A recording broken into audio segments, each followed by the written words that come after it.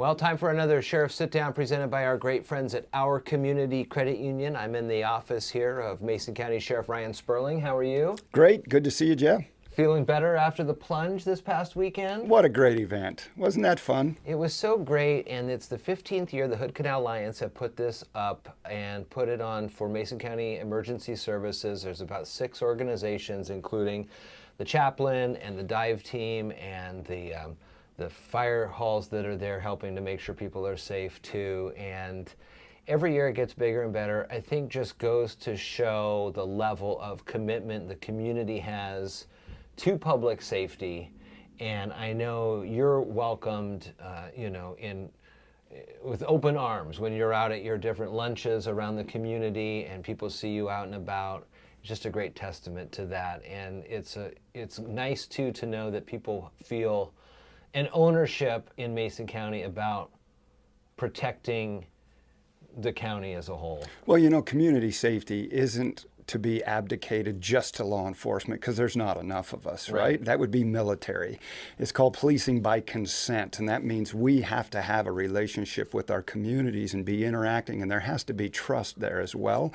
And that's one of the greatest recruiting tools I have. We can't pay as much as Kitsap or Thurston. We don't have the tax base, but we have a community that supports us and has supported us even through the anti-police rhetoric, and it's been really nice. And it's kept our people. That's a big thing on retention, is our people care about their law enforcement and they're part of their community and they get involved, and that's an example of it. You hear about some of that anti-police rhetoric, especially coming out from the major media markets in the state, Seattle, and they've got kind of a hyper focus there with the news organizations that broadcast out of there. But even during those tougher times where you saw the protests and the things happening up at CHOP or whatever it was called up in Seattle, we still never really saw a sense of that. At least I didn't from where I was out and about. Didn't really see a sense of that here in Mason County. As a matter of fact, we saw an increase in people showing their appreciation in Mason County because they were embarrassed that the law enforcement wasn't treated well in other places, and they wanted to make sure that we felt good that they were supporting us, and we got a tremendous amount of support. Yeah, we had some people that were expressing their concerns in an opposite direction, and we're going to be open to listen because we want to hear from all our citizens. One of the things too that I just thought of while you were saying that is that you, as the sheriff of record, as over the years if we've talked, you were on the front lines of advocating for more of, I guess, like the body cams and more ways that the people could feel as though, they're able to keep an eye on you or to have that information or for you to have those body cams. That was something that you really pushed in the county and said, listen, this is great for all of us. It's absolutely. I mean, I have no fear of police accountability because all the way back to the 1200s, it's a real thing. We have too much authority to not be held accountable, so I'm never afraid of that. It just has to be balanced, and it wasn't balanced in 2021. There was a lot of unanticipated consequences that the legislature did not see, and they didn't consult with law enforcement. And I've been doing this for a long time. People don't get into law enforcement to do bad. It's the only job where you go through a polygraph, you go through a psych, you go through an extensive background, interviewing your neighbors and all that type of stuff. There's no other profession that does that, and that's a good thing. But at the same time, there are a few bad cops, but that is not the light that we should all be painted in. Right. The majority of the people out there want to do the right thing. So I'm really a big advocate of the body cams, because what it does is it catches our officers doing the right things, and it allows us to be able to celebrate that. Yeah, and then too, I think, and you've said this as well, when it's bad guy versus cop, there or sheriff or deputy, there's sometimes they'll run, right? Then if you add the canine into it, people aren't running. They're not going anywhere. Well, they know that the dogs don't hold back. No, they're going to chase after them. And then two, kind of if somebody feels as though they've got a right to berate your fellow officers. Well, now when the camera shows up, I can't tell you how many. When I was with the State Patrol and they first got the body cams, 35% of all complaints against troopers disappeared. 35%. Now, I have, as a patrol chief before I became sheriff, I got complaints. Oh, the deputy was unprofessional and they cussed at me and they did this. And I said, hey, I got a body cam video. I'm going to be able to go and watch that. And they'd go, oh, never mind. Yeah. Because the reality was they were in a very elevated emotional state and they probably said things that they didn't really necessarily want to say. So it escalates the situation. And when they're held accountable, that's a good thing too. What is happening with you and how is the county when it comes to the sheriff's budget? We are seeing a lot across the state, massive issues when it comes to different budgets. The state's budget is, a couple $2 billion in the hole based on who you talk to. City budgets are getting blown up all over the place. School district budgets are really facing some severe things. How have you, especially now that you've got 2 new commissioners up this session, at least 1 new No, we got commissioner. 1 new commissioner. That's right. And so how is that all working for you? Are you still able to advocate and get the supplies that you need to keep safe here, or? You got to give kudos to our commissioners in Mason County because we're not facing the budget crisis that most of our neighbors are. They handled the money during COVID and all that stuff pretty well. I'm not an economist. I'm not a big financial guy. I appreciate those that are good at that. Yeah. And our commissioners did a good job. They've actually added positions to our office in our budget this year, and they have given us a soft commitment to try to get us to at least 1 deputy per 1,000 citizens because, again, everybody knows 14, 15 years now, Washington State's really low. So they've been moving us in the right direction for the last 3 years, and I'm very grateful for their frugalness with the budget and not getting us in a position where we're in crisis as a county. I was talking to Representatives Griffey and Couture a couple weeks ago, right along the same lines as this. The new governor, Ferguson, has made comments and suggestions that he is interested in continuing to add to the rolls here, so Washington is not the 51st, including the District of Columbia state out of the union to be per capita for law enforcement. But they mentioned that it's not just the financial part of it. It's not just giving you money to be able to pay people more or more compatible rates compared to the counties, but it's also changing the culture of how people feel about law enforcement. The DARE program is back in Pioneer schools. I know that it's being talked about being added to other school districts across Mason County, but how has that helped in the last few weeks that that's been on board to kind of? So here's a story, right? So I have a friend whose kid's school is getting ready for a career expo, career day. Bring the people in, they don't want law enforcement officer to come in uniform for fear that it may be a trigger for some of the students who are, like maybe they're in a neighborhood or something where they see law enforcement a lot or something like that. And so when I brought that up to the representatives, they couldn't quite believe it, but yeah. That's what they were saying. They'd rather not have a law enforcement professional, especially in that situation, being shown in a positive light about here's what I do for a living and here's, things like that. So how is the overall state culture, you feel, moving? Is it moving back to a positive for law enforcement, or is it still kind of stagnant? Or, I mean, Mason County is an anomaly, I know, we talked about that, but overall, if you want to make Washington as law enforcement friendly as Mason County is, how is that, or what are your counterparts saying across the state? Well, I got the unique opportunity along with other sheriffs and chiefs of police to go up to Olympia a week ago Tuesday, and I heard from Governor Ferguson, and I got to hear from the Attorney General and from some of the legislators. And you know, Governor Ferguson is stuck to it that he wants to not be last in the nation. And he made it very clear he's not going to approve a budget unless there's $100 million for adding law enforcement. But as Griffey and Couture said, you can throw money at a problem, but that's not necessarily a problem. Look at the legislation that they're trying to pass now that says that law enforcement can't do traffic stops because somehow we're bad people, and as long as we don't contact people, we won't cause all the problems. So 25 years in the State Patrol. Wait a second, what now? They're trying to say that we cannot stop people for a taillight out as a primary stopping tool. We have to have something else. They're trying to pass legislation. You'll see it on the law. Wow. So that's a big deal. Here's one thing that people don't understand. As a trooper or as a law enforcement officer, as a deputy, as a city officer, we make contacts with citizens all the time. Oftentimes, we make contacts when they're in a very crisis-oriented situation and things aren't going well or they're a victim.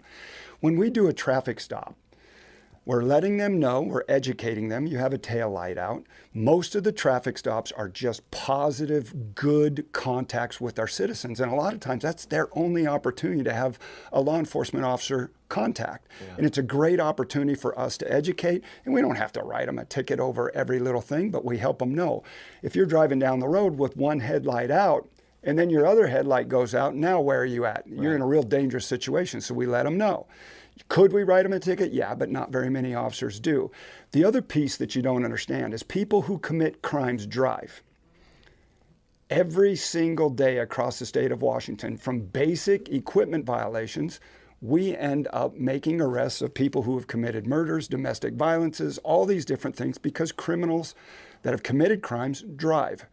And oftentimes, if they're committing crimes, they're not taking care of their driver's license, they're not taking care of the equipment on their car, they're not keeping their registration up to date, and those are all indicators of other deeper problems. If you take away the ability for law enforcement to stop people for equipment violations, now people are going to die because of faulty equipment out there because it's not a primary.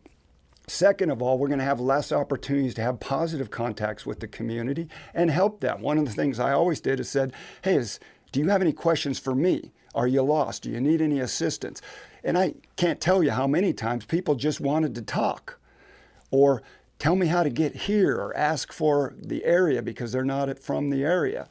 Those are things that are going to get missed out if this law is passed. And now that's what they're talking about. Laws that degrade what we do as law enforcement and that they don't trust us to have the ability to stop somebody for a tail light out because we're somehow going to make them out to be a criminal when they're not. Where, and you don't have to answer this, but where or why, how would that even come about? I mean, who would sit, I mean, that to me is like a think tank kind of a thing. That is not necessarily something that I would say is based in any sort of reality. Where is that coming from? It's mostly coming from the Washington Coalition on Police Accountability and Representative Goodman. And so is it they feel maybe at one point somebody got stopped because of the type of car, the color of their skin, something, and we have a lot of things in place to track whether we have bias-based policing. We have to report on that every single year. We have to report what is our population made up in Washington, what is it in Mason County, how does that compare to our stops? So there's a lot of boundaries already, and then if we start making bias-based policing, we will get sued and the agencies will suffer in that way. So there's a lot of those things in place already. This I don't understand. It just comes from a place that obviously they think that the police are the bad guys. Is that so? Are there no officers on this panel, or I mean, is there no counter? Well, this is a bill that's been introduced. Right, but you say it comes from, and I would imagine it's also the same organization that we've talked about too, that is potentially looking at taking away the citizens' rights to vote on this thing. So if it's a panel, I mean, is it all non-law enforcement individuals on this thing? Is there a minority of law enforcement who don't have the votes to kind of say, You know, Look at what you're doing here. Griffey and Couture would be able to answer that better I'm than going to I talk to could. them about this. Yeah. That doesn't make any sense. That's their world more so than mine. Sure, sure. You're just following, again, the laws that come through. That's what we do. We enforce the laws that our legislators make, and that's what the balance of power is. And a lot of people don't understand that we don't make the laws, we just enforce them. Yeah. So that's an important piece for us is we let them make the laws, but we do express our concerns over certain things that are going to have a negative impact. Again, if you pull all positive contacts with our citizens away, how is it that we're going to be able to build the trust of our community? Sure. Wow. I can't tell you how many times over the years people thank me or thank officers for stopping them because they had a really positive contact and they were educated. Yeah. And two, for the persons getting stopped, if when they see the lights come on behind them, and I've been in those situations, It's scary, I know. it's something to be a teachable moment for the kids in the car. Yes, it it can is. either be these frackin' cops, what, they got nothing better to do, these idiots, or whatever, and then the kid hears that, and that's how they then perceive it in an interaction with Well, and that's law why I've enforcement. always purposefully talked with the kids and try to give them stickers so that even if it's a negative with the parent because people don't like getting caught doing the wrong things if they're Sure. speeding. I mean, none of us do. That's human nature. And they may even say things that they don't necessarily mean. But we want a positive experience for the kids that they know that they can trust us because otherwise that makes them more prone to being victimized. It's just like right now, some of our Latino culture is being victimized because they're afraid to come to local law enforcement and report the crimes because they're afraid of being deported because Right. they don't know Washington state law. And there's none of that. Is there any of that happening, or you're not involved if ICE is in town? I've seen reports, and again, it's on social media, Shelton Talks, which is whatever. But people will say, "I saw ICE here," or "I heard that ICE was there." When they come in, or if they have come into the community, do you go? Are you directed to go with them, or how does that work? No. The federal government has no control over local law enforcement, and Washington state law is very clear. And again, we don't make the law, we just follow it. Washington state law is very specific that we cannot ask somebody their immigration status, and we cannot keep any records on immigration status. But if the federal government comes to us and asks us a question, we can answer what we do know, and we have to by federal law. But we cannot ask them when we do a traffic stop what your immigration status is, because that's our Washington state law. Yeah. If they commit a crime, that changes dynamics as well. And it doesn't matter where you come from, what your nationality, what language you speak. If you commit a crime, we're going to deal with it. And that's what we're here for, is public safety. We're not here to enforce federal immigration laws, and Washington state is very clear about that. I would be violating state law. Do you have a officer, a deputy, plainclothes deputy, that goes and talks to different groups, Cielo or whoever, to explain those types of things? So like to back that up, Deputy Colbinson, who does the DARE programs, he's in the schools, he's got a great smile, he's a fun-loving guy, and he's able to connect with the kids on the programs and being safe and responsible. Do you have that kind of a person, or is there an ability to have that type of a person come in and make a presentation at these types of group settings where, here's the law, we want to know if there's crimes happening, don't be afraid to come? Absolutely. And here's the interesting thing too, is we have officers that are from those communities, Yeah. that grew up in those communities, that are our deputies, and they are expressing that to their own communities. Okay.